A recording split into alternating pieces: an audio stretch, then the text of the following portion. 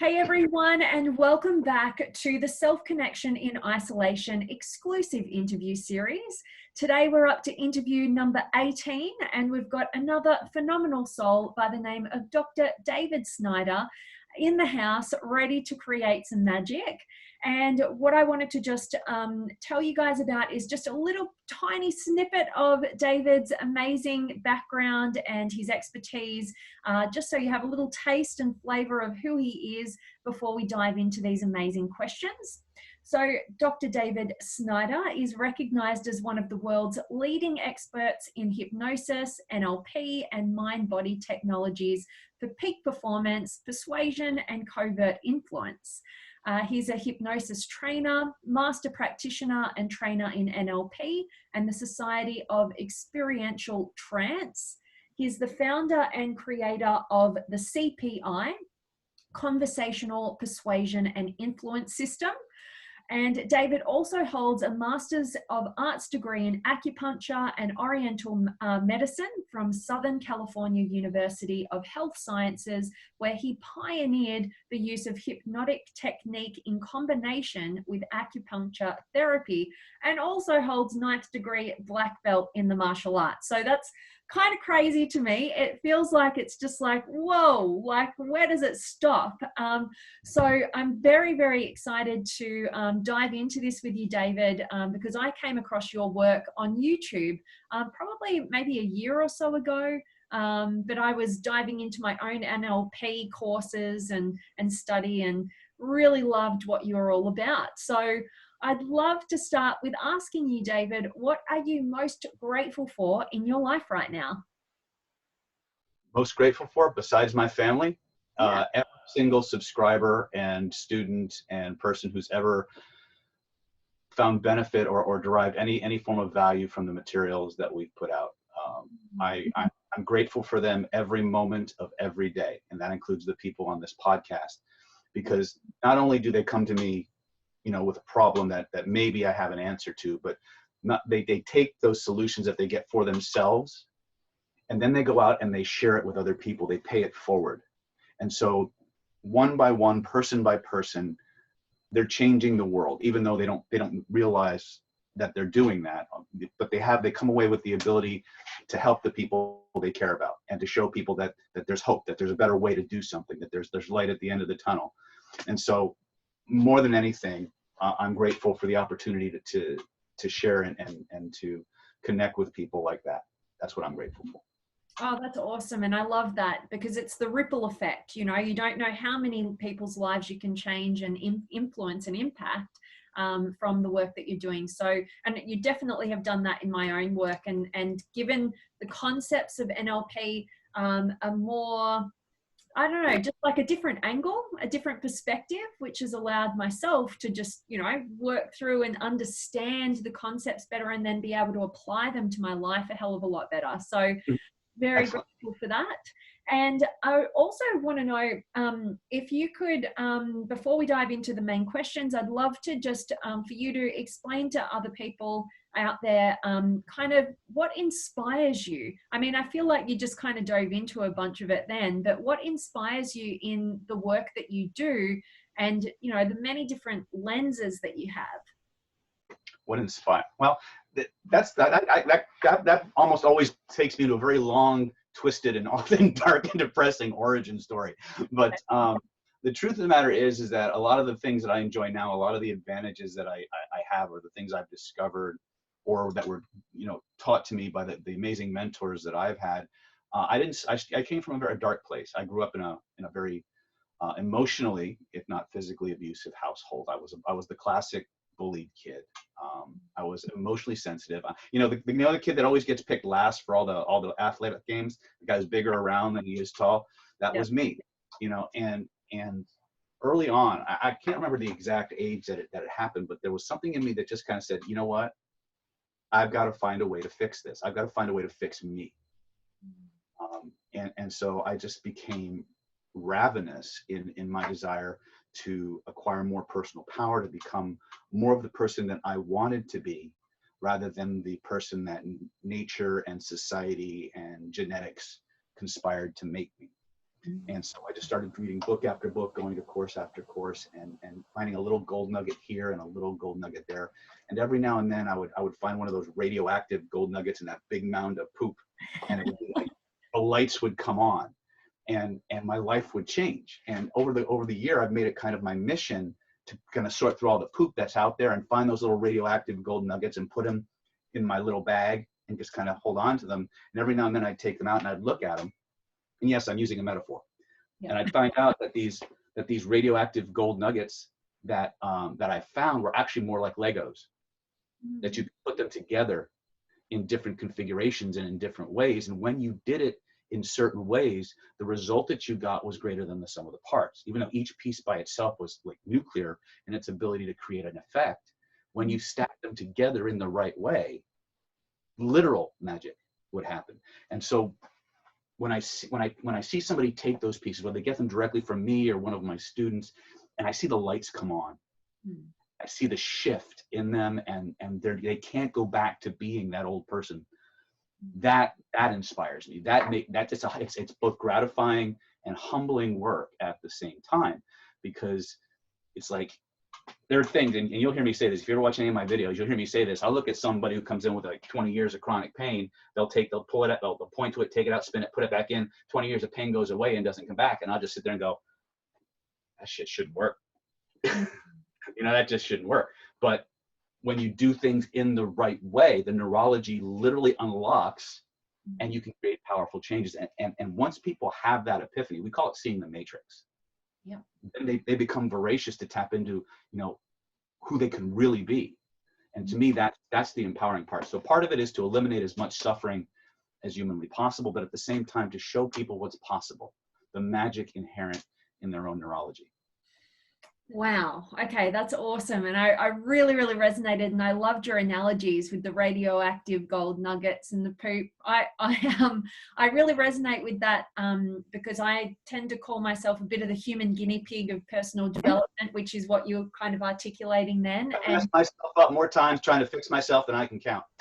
Yeah, absolutely. And then not only being able to help and transform yourself, and then being able to share what's been valuable for you with others, and have those aha moments, those epiphanies, those wakings up to the matrix is awesome. So I loved what you said in terms of your work is predominantly focused on eliminating suffering. And it really leads me into the next question, because with this pandemic sweeping the globe right now, a lot of people are ending in suffering. And, there's a lot to think about in this realm, being real, getting into realism. But, also, I'd wonder if you could share with us, what is your perspective through your multitude of amazing lenses, the work that you do and your expertise.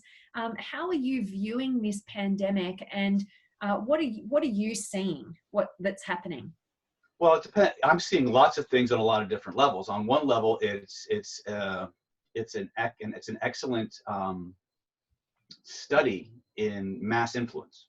In other words, how these different groups are conspiring to create fear, panic, to get the masses to believe a certain thing or behave a certain way. And of course, you have the counter manipulation where it's all a hoax and a conspiracy. So it's interesting from a social influence perspective how all these different factions are kind of buffeting people who don't understand the forces that are being applied to them, and tapping into their fear responses and their amygdala and their emotional brain, and just overriding their ability for rational thoughts or analytical thinking. So that's one. On another level, you're seeing just how far people will be pushed before they push back. Human beings, we're freedom-oriented people.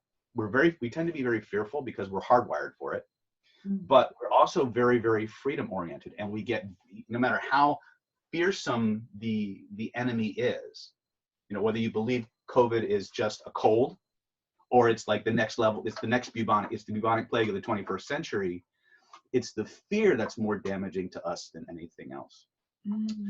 But no matter how fearful the enemy, human beings will only they'll only back up, or they'll only shrink so far before they dig their feet, they dig their heels in the sand, and they say no more, and they start to push back, and they get what we call reactant. And now you see people walking up and down defying authority. Why? Because their freedoms have been encroached on in whatever way that they feel it is, whether it's because of the laws forbidding hairdressers from actually cutting hair, which is, I don't know if that's happening down where you are, but up here they're passing laws and threatening to put hairstylists in jail for cutting hair.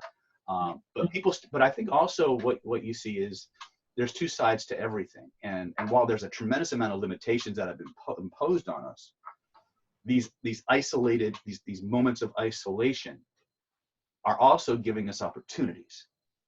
They're giving us opportunities to connect and rebuild our families and the family structures that we've lost largely over the last several decades, because we're being forced now to actually deal with our kids. Not just send them off to school or daycare or soccer camp or, piano lesson, where they have like 27 activities. We're also getting to see, so I think there's opportunities there. But it's also an opportunity for us to learn how to deal with the fear that we're creating, realizing that the information, we don't have a lot of control. And that scares human beings, because we labor under the belief that we have control of everything, and we don't. The only thing that we truly have control over is ourselves. Not the things that happen to us, but how we relate and think about the things that we encounter. And depending on how we decide to think about them, how we decide to frame them in our minds, determines whether we view something as an opportunity, a death sentence, or just an inconvenience, or all points in between. So I think, when you ask the question of what do I think about what's going on, it really depends on what level that we're asking about. I think, as a student of human influence, and I study everything from advanced marketing to, conversational hypnosis, NLP, and all these other different modes of influence. To me, it's a fascinating study, or often study of how these different factions are vying for the most powerful and most important real estate that's out there, which is the human minds. Wow. And my job is to just help people become more aware at whatever level they need to become more aware at, so that they have more choice. All the other agencies out there are trying to remove your choice by usurping your emotions and causing you to, respond from your reptile brain. Interesting. And I love this. I love your perspective, like looking at it from a societal, influential kind of level. And what is your perspective? I don't know if this is happening for you guys in the States, but here in Australia, they've created an app that we're supposed to, download, and then it'll tell us if we come into proximity with, somebody who has contracted COVID-19 or whatever. Do you guys have you got that? I'll be honest, I am personally not aware of it, but I got to tell you, I didn't even know I had followers on Instagram until 2 days ago. Yeah. I am not. I mean, there's really only 2 or 3 platforms that I engage in. I'm on YouTube, I'm on Facebook, and Zoom. Really, Instagram is very, very new to me. So when you asked me to do an Instagram thing, I was like, oh shit, what do I have to do? How do I do that? Right? And here we are on Zoom anyway, because David's a technical dunce and doesn't understand how to do that. But if there's an app, I am not aware of it. That doesn't mean that the apps are very easy to create nowadays. My biggest question is, where do they get the database of people, that are verified as having it, and how does that affect privacy? So I don't know. I mean, I would say somebody somewhere has probably done it in some way, but I've never seen it. Yeah, for us, it's a government thing. So the government has created an app, and so they've got obviously all of the information, and then I think Australia is not. We're very similar to America, but we're not as connected to this sense of freedom as the American population. My perception is. So yeah, it was just an interesting question, because I know my kind of radar went up, and I'm like, oh. I don't know that would sit well with the American people. No. I'll bet there's probably one out there. Yeah. But it may have restricted use. I could be wrong. I bet after people watch this video, they're going to go searching for it all over the place. And if it hasn't been created yet, somebody will do it. Exactly. But I don't. Again, there's a lot of people who are, the conspiracy theorists abound, and there's enough weird, weird coincidences going on that, there could be some small grain of truth to it, but I don't buy into conspiracy theories. I just look at interesting patterns. Yeah. So, somebody heard that there's an app, and then they'll go off the deep end with it. So yeah, absolutely. Okay, cool. So I love what you just shared, and what you shared was actually super empowering for people to know that, it's not about the external world and what's going on as much as it is about your own fear, and and knowing that that's the only thing you can control is, what you're going to make things mean, and what you're creating, that internal, what your perception is of the event. So I'd love for you to share with people how they could really get clear on that and maybe apply it to their lives, so that they can get clear on, am I in fear, and how could I prevent that? Like, what could I do personally to make sure that, I'm in control of the very thing that I can be in control of, and therefore not making it worse, making the situation worse than it already is.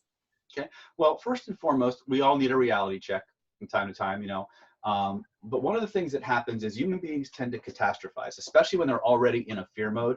Now, in some of my courses and some of my YouTube videos, I talk about a phenomena known as the emotional refractory period. Okay.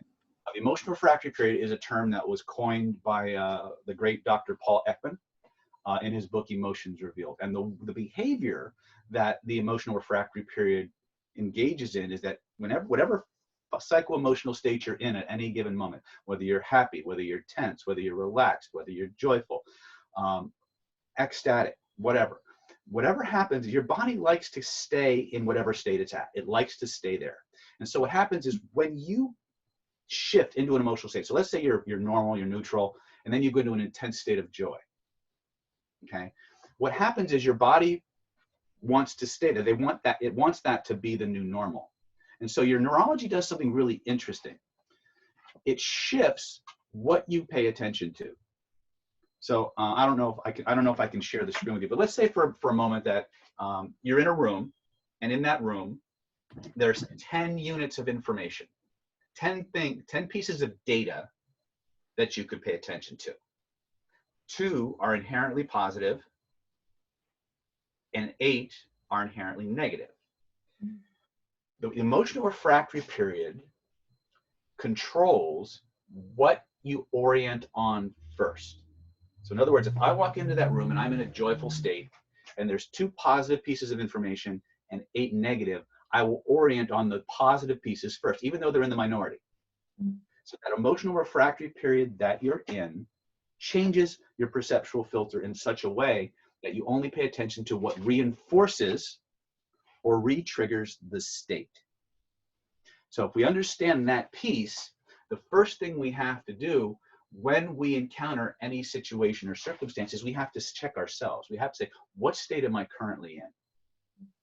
Right? And if we already diagnosed that we're in an inherently negative state, we got to break that state first and foremost. The fastest, easiest, most bulletproof way to change your psycho-emotional state anywhere, anytime, for any reason is to change your posture and your breathing.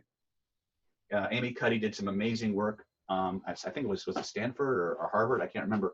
And we talk about power poses. I talk about these power poses all the time, where if you stand this way for as little as 2 minutes, in many cases, not only will your state change, but your blood chemistry will too. Not all the time, but many times. Enough to be a phenomenon.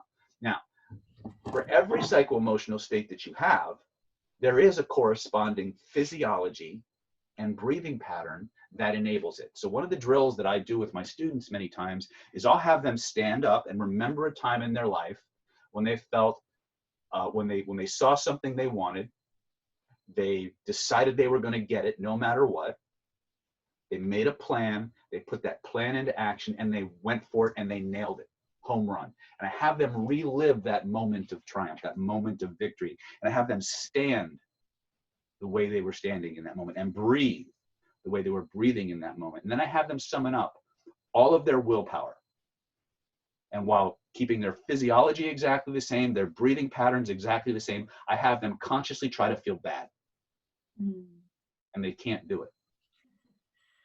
Because the physiology controls the psychology. And unless you are a special forces trained, soldier, a high performance athlete, a very adept yogi, somebody who engages in a lot of these mind-body practices, while we're taught the mind controls the body, and that's true enough to be true, functionally amongst the average human being, it's the physiology that dominates. Okay, and you can research Roy Baumeister's willpower depletion theory to see how that works out. But the bottom line is the most bulletproof, fastest way to change your emotional state and, as a consequence, change your thinking is to change your posture and your breathing. So when you find yourself in these depressed or fearful or contracted postures, if you're self-aware enough to physically spread your feet and take up more space, within 2 minutes, your state will move. You will move from a nervous, anxious, depressed state to a confident, calm, stable, certain state. From that state, you are much better able to access your cognitive resources, and you can process the information in your environment differently. Okay, so when we realize, and when we find ourselves, and sometimes it sneaks up on us. So sometimes something will happen and we'll have this panic response. And the moment we feel that panic response and that little voice, like a little hamster on a treadmill, starts to wind up and give us all that negative dialogue, the fastest way to change it is to change your posture, change your breathing. And that, if you can hold it for as little as 2 minutes, that will even things out. As long as you remember not to break that, because that's where you have to have a little bit of willpower. Is you have to have enough self-awareness to hold the state, even though your body wants to change. Once you do that, now you can bring all of the cognitive resources you have to bear. Your analytical ability, your reasoning ability, your imagination is now back under your control instead of taking over. Now you can start to analyze or use other types of interventions that your state wouldn't have let you do before. Posture and breathing is where everything starts. So when you find yourself in fear, change your posture, change your breathing. That's awesome. That's so awesome. And I think that everybody can benefit from that, in this lockdown, or whatever's happening in your neck of the woods, exactly, to be able to just notice, hey, I'm in fear right now. I'm not feeling good. And then just to even just notice how in that position, like at that point, and just notice what your physiology is like at that point, and then be able to change it. And yeah, you mentioned Amy Cuddy. Amy did the science research. We've been teaching work with poses and posture since 2004. Yeah, wow. Actively teaching it to our students as an influence tool, but it starts with self-influence. And when we teach this in our groups, we also teach the inverse of it. We have them take on a negative posture and try to feel good, and they can't do it. Yeah. So one of the things that we've found is that the ability to take conscious control of this by consciously just managing your physiology, not trying to will yourself to be happy or to be calm, but to go into a physiology, a body state of calmness. It will overwrite whatever fear responses are in it, no matter how strong they are. It will put a dead stop to it.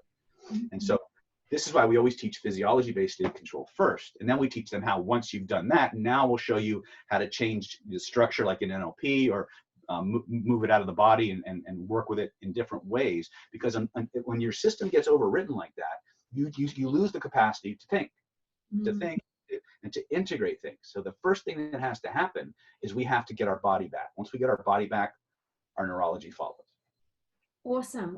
And yeah, it brings up another question in terms of like emotion. So from my own personal experience, when I entered personal development, it was very much like, okay, no, just choose your emotional state. Just, if you're not feeling good, just change it. Like, and yes, you can use the physiology and whatnot. But at this point where I'm at right now, I've actually had to go kind of almost the other way and go, what are these emotions? Like, and bring them out and actually feel through them more. And so I wonder your perspective, because my coach, one of my coaches that I'm using right now, he doesn't really like the NLP model. And see, he hasn't studied NLP. I personally have, and I'm a bit like you in terms of I can see how they all fit together. It's not necessarily about having one or the other. And so my question for you is very much around, because a lot of people who don't know the work of NLP, but they just have a perception of it. They think it's about neglecting your true emotional experience and just changing it, but it's actually just stuffing the emotion down, and can come out in a very unconscious way. So my question to you is, what would you say to those people, and how does feeling through your actual true emotional state come into play versus just change your physiology, change your state of being, and how does that kind of integrate?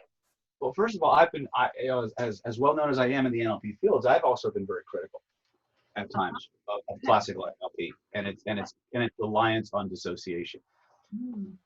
The problem that we have many times is I take a very vibrational holographic approach to my NLP. In fact, thought about calling it vibrational NLP or holographic neurolinguistics. But there's two languages that you're dealing with in the body. You've got the language of the body itself, and then human language. And so feelings are part of the language of the body. Okay. Yep. So, and there's that VAK coding system, or visual, auditory, kinesthetic, olfactory, gustatory coding system, that also forms the building block of our spoken language, is also directly analogous to the code that runs the rest of the system. And so in a mindfulness approach, which is what you're talking about basically, where you feel this feeling and you just kind of go into it and you just sit with it and you go deeper into it. That's a very powerful and very, very good approach, and there's many insights, and there's nothing wrong with that. Works tremendously well. I teach variations of it because it's useful. One of the things you can tell when a true neurolinguistic programmer, all they care about is, does it work? Yeah. When someone is espousing the doctrine of NLP, I run the other way, because a true neurolinguistic programmer looks at someone and says, does it work? How does it work? How do I teach you to do it? How do I do it? And how do we do it faster? Yeah. Right. But sometimes being mindful isn't practical. Okay. When your car gets run off the road, your child is in the back seat, and you got to get him out. Being mindful with your fear is probably not going to be the best result. Yeah. Changing your posture, changing your breathing gets you out of that paralysis, yeah. and gets you into action. So it really depends on context. What we like to do is an integrative approach. We want to start, even when we're dealing with emotions, that like alchemical work, where we're clearing shit, for lack of a better word, shit being a technical term, specialized influence technology. But anyway, yeah. Everything starts with the body. State control starts with the body. Emotional cleansing or emotional transformation or transmutation starts with the body as well. The difference with like a kind of, we do like I call active mindfulness, where we're not just sitting with it, we're going into it, and we're going to actually interact with the structure, the substance, and the story simultaneously. Yeah. The lion's share of the work needs to be done. That's what we're going to do. And it sounds complicated, but it actually just goes down to point to where you feel it. For every single emotional state that you have, there's going to be a body location. And I could go into all the theory behind why that's true, but if you think of your body like a big cloud server or a hard drive, where you have an experience, it's encoded, and then it's like a cloud server just uploaded to the cloud that is your body and your neurology, you got pieces all over the place. But when you encounter a situation or a circumstance that isn't even remotely similar to something you've encoded or stored previously, the call goes out to all those areas, and it reconstructs those feelings, so you have an idea of what to do about it or what you did before, right? There's competing theories on how and why that works. Both support what we do. They don't negate them in any way. But it's always going to be a body feeling. Even somebody who's dissociative, someone who has like dissociative identity disorder, many times when you have them point to where they feel it, they'll point, but they'll point outside their body.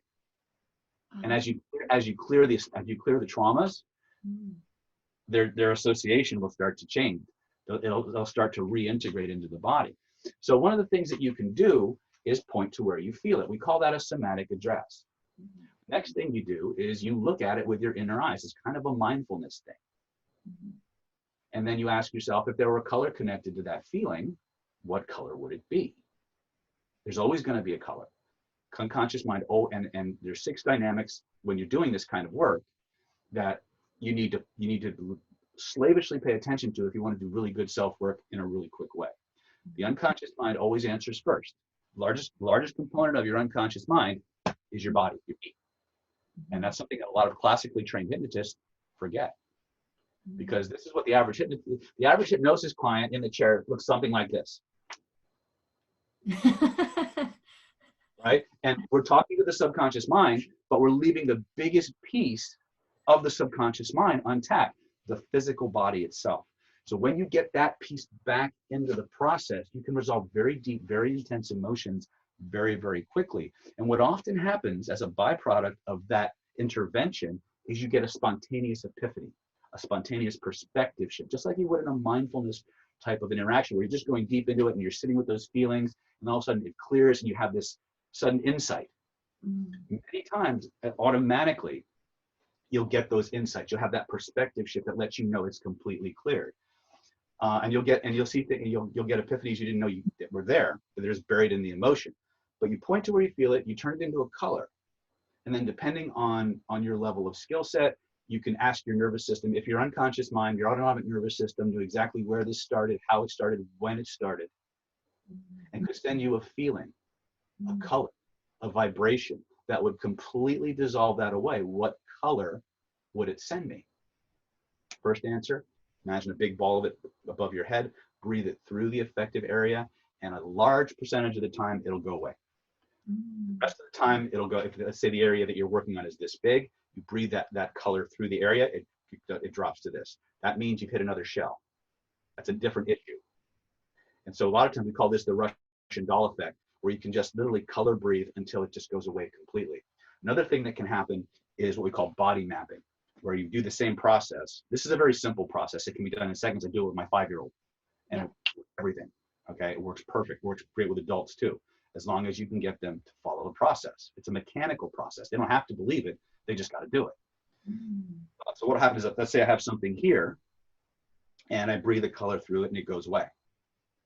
Now, all of a sudden, I'll get something here. So it'll go 1, 2, and I'll clear that, and then it'll go here, and then it'll go here, and it's just kind of spider webbing all over my body. We call that body mapping. And it's pretty much the same way, it's pretty much the same concept as the Russian doll effect. Is they're different but related issues that the unconscious mind, the neurology, has put together based on something they have in common, right? These are simple, very content-free interventions that anybody can do. And all they have to do is get their posture back, get their state under control, point to where they feel it, and ask what color it is. Your unconscious mind will give you the response. It has to. The unconscious mind always answers first. It always answers honestly. It's always going to feel like you're making it up. It's always going to feel like you're making it up. You're always going to have an urge to edit what just came up. Yeah. It's never going to be loud. It's always going to be soft or quiet, like a whim or a notion in the back of your mind. And it's almost never going to be linear. If you start doing deeper level alchemical work like regression or timeline, and you go back to the very first scene or situation or event that is the source, the beginning, the root cause. Many times people come in, they have an expectation. Well, I've been afraid of heights since I was 15, so I'm going to go back to that time on the ladder when I was 15. All of a sudden, they're 3 years old at the top of a staircase, right? And you're like, what?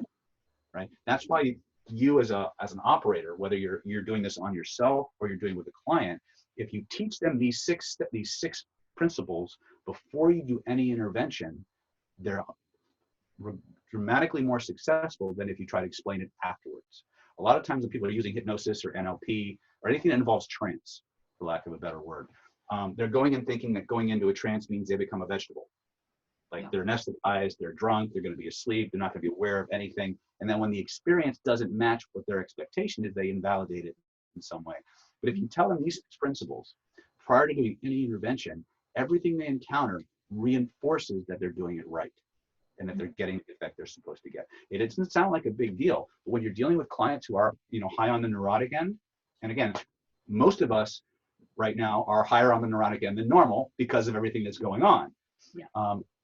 We tend to have a little bit more self-doubt. We think we know, but so these things help us to go through the change process better. These are very simple processes that you can use. They're kind of like in the moment, but they do have a mindfulness component to them in that I'm finding the somatic address, I'm going into it and I'm paying attention to it just like I would in just a mindfulness type meditation, MBSR or CBMSR with cognitive mindful based. There's a lot of them out there now. Yeah. But now we're going into the structure of it. We're taking the feeling and turning it into a color, which activates different cortex of the brain. Yeah.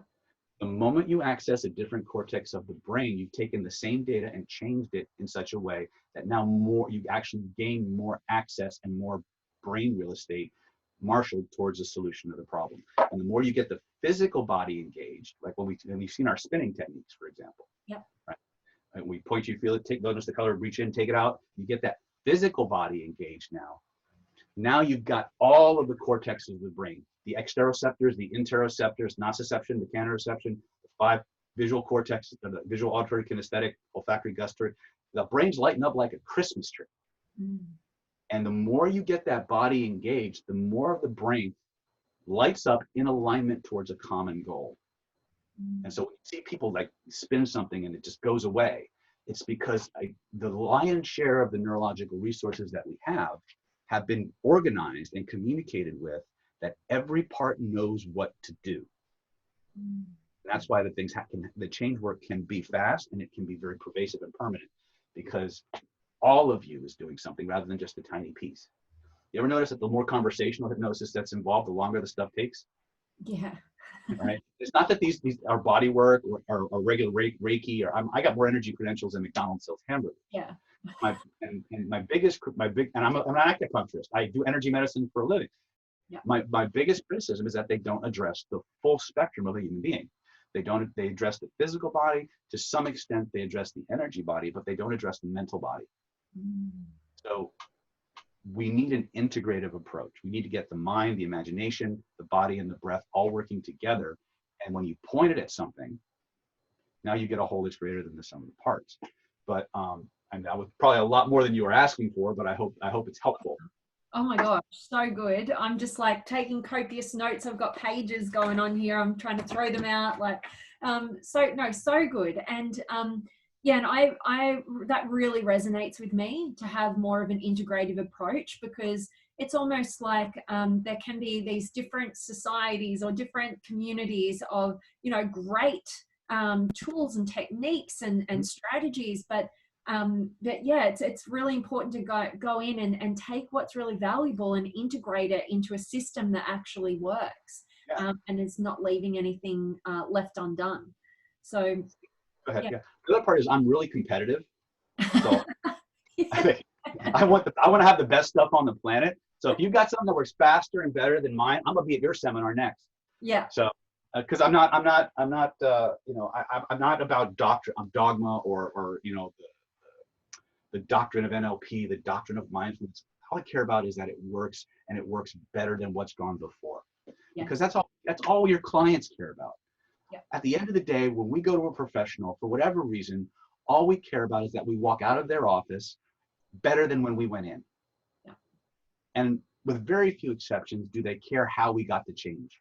Yeah. Do you understand? They don't care if they had you close their eyes, saying the Star Spangled Banner backward and wave a dead chicken over their head, as long as they got out of the chair better than they got in it. Yeah.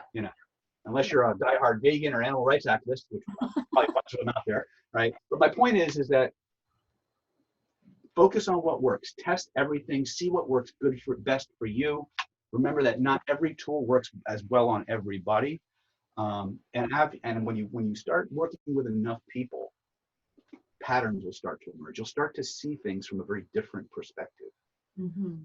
Once you can look at the world, and that was one of the biggest things that NLP taught me to do, was to look at the world in terms of pattern, process, and structure, mm-hmm. rather than content. Content's important, don't get me wrong, which is something that is a direct deviation from the NLP doctrine. They say there's no content in content worth knowing. Horseshit.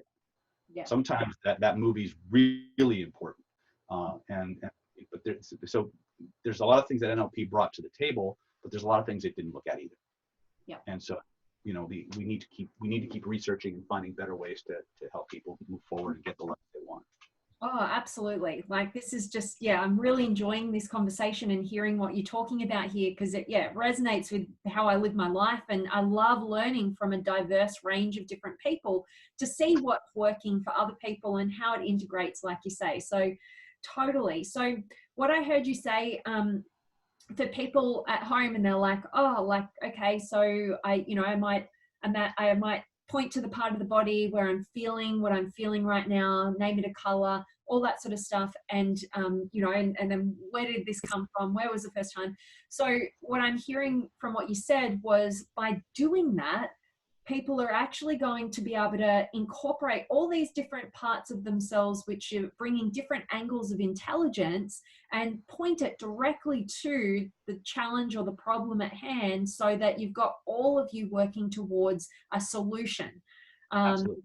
Okay, as opposed to a lot of us who just feel the fear, and then we're like, I never want to feel that, like I'm just going to focus on this thing over here or avoid that. So it's a ticket out of, it's like a ticket to freedom or liberation, by actually putting all of your consciousness toward it. It gives you tools, and it gives you an understanding that no matter what you're feeling inside, you have the power to take control of it. You have the power to change it. It's just nobody showed you how it all comes together. You have massage, you have acupuncture, you have Reiki, you have pranic healing, you have Bengston, you have Matrix, you have yoga, all these different systems, and each of them is a specialty and does one thing really, really well, and it can work. But when you integrate these things in a certain way, a way that brings all the systems of your system together, you get a whole lot greater than the sum of the parts. And if I take credit for the synthesis, not the source. Everything I learned, everything I do, I learned from somewhere. Yeah. I had great teachers. I was very, very fortunate to have people who could show me some really cool shit. And I was given lots of opportunities to have to use it, whether by deliberate intention or because I was in that situation or circumstance. There was nobody else who could do the work, and everybody was looking at me. Yeah. And a lot of times I was the person that needed to do the work and have the work done on them at the same time. So, life experiences the world will teach us far more than any course I could put out. But we have to look at the world from the eyes of, what does this situation have to teach me? What can I learn from this? Just taking that perspective and saying, oh my God, this is being imposed on me. Yeah. How else can I think about this? How else can I look at this? And just the act of doing that gives you choices. It gives you back your autonomy. It gives you back your freedom, because now you realize you're not stuck this way. You can think about it this way, or this way, or this way, or this way. And of course, you see things you didn't see before. You hear things or become aware of things you didn't see before. But yeah, in a nutshell, we want to bring all of you to bear on one thing. And now it's Godzilla versus Bambi, and Bambi's the problem. That's flipping the cards a little bit. Yeah, I like it. That's cool. Yeah, definitely. That's cool. And I also, what you said before, which I think is really important for people at home, is you don't have to believe it. Nope. Just not necessary. go. Yeah. It's mechanic. It's mechanic. If you just do the process and you just allow yourself to be as absorbed as you're willing to be allowed in that process, you're going to get some degree of change. And then from there, you just do it again. Yeah. That's the beauty of it. Some people go from like a 9.9 trauma level to 0 in one pass. Some people go from 9.9 to 8.7 to 6.5. And some people don't have to. I've seen it. Just be relentless and be playful, be curious, but change your state first. The moment you change your state, you get your power back. The way you change your state is by changing your posture and your breathing. That's awesome. I love that. And I want to also just touch upon, just to give maybe a bit of history or example, like, what's been one of the biggest challenges that you've personally had to overcome? Because I know you mentioned, like, you've used these processes, right? But what's been one of the biggest ones that you've transcended, or however you put it, overcome or moved through or broken through? And just question. I think the biggest one, I think, for me, was overcoming the really, really visceral, deep feelings of betrayal that I experienced early on in my life, in my late teens, early 20s. I went through a really, really dark period where everything I thought was true about myself, the world, the people in it, turned out to be completely false, completely smoke and mirrors. And it it decimated, it really decimated who I thought I was, where I thought I was going, what I thought I believed in, the people I thought I could count on. And it took me decades of work to realize, that I had to go through those things.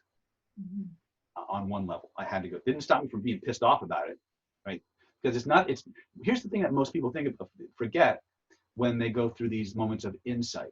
Just because you have this moment that you have this epiphany that you had to go through that what you learned from it couldn't have happened any other way, doesn't always make the anger go away. You still got to clean that shit up. And so while I still look back on those times at the person I was and the people who betrayed my trust and broke my heart and all those things, I felt, even though I learned a lot, I learned a huge amount. I'm still learning when I go back and I revisit those experiences. But learning how to remove those feelings, and the reason behind those feelings, the energy of those feelings from my body and transmute them into something else. That was probably the single biggest challenge I've ever faced, because I'm one of those people. I don't know if you know anything about handwriting analysis, but people who have very heavy, like when they write their name, like if you feel the back of the paper, it's like they wrote in Braille. You can feel the bumps on the very heavy writers. I have writing that would scar desks. I hold on. I'm the kind of person who hold on to shit forever. Forever.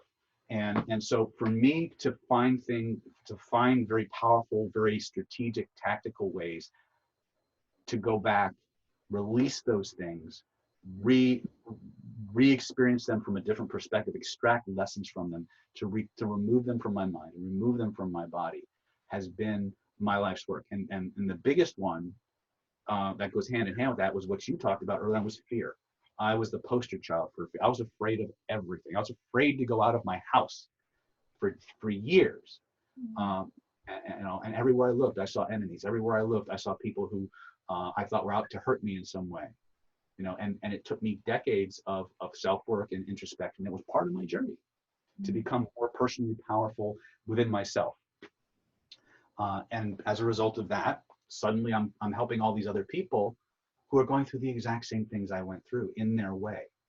And the techniques I discovered and the things I did for me. Now, I'm very upfront. I didn't develop any of this stuff for any of you people. All right. I developed it for me because I was in pain. I was suffering. I had a life that I said, this is good. No.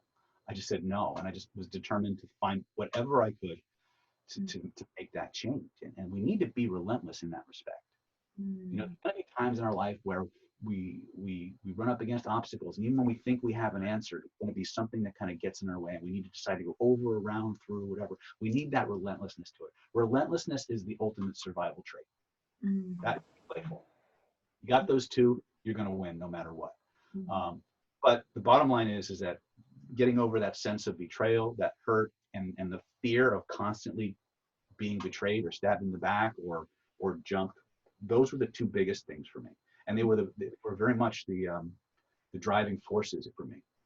And I think in the courses that we've created, I've taken those experiences and people with similar experiences and what I've learned from them, and I've given people a tool set that they can go out and they can read people, and they can begin to understand personality and motivations, and they can understand social dynamics in a way that we didn't have the opportunity to learn or understand, and they can get the life they want.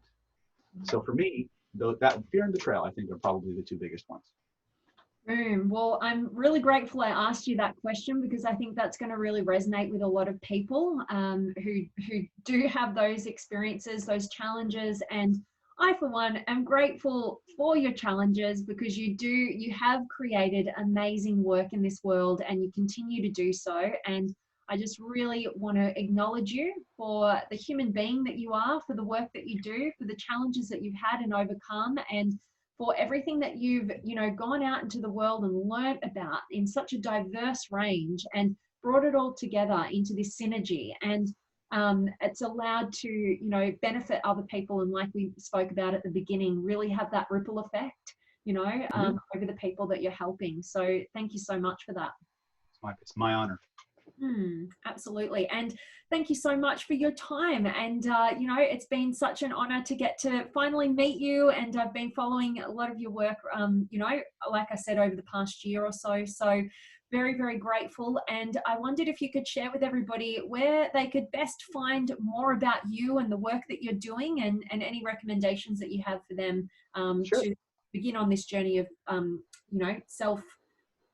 self-influence. Yeah. Obviously, you have an amazing podcast channel and on Instagram, and I'm sure that's where this will be. So definitely you have access to some really high level thinkers, thought leaders and things like that. So obviously you have some great insights there. For those of you who want to find out more about what we do here at NLP Power, you can check out our free YouTube channel, David Snyder NLP, at YouTube. You can also go to nlppower.com, www.nlppower.com. And we have an events page of upcoming events, which are now all virtual until these quarantines go away, but we haven't canceled any events. We're still doing them. We're doing them all on Zoom. People are loving it.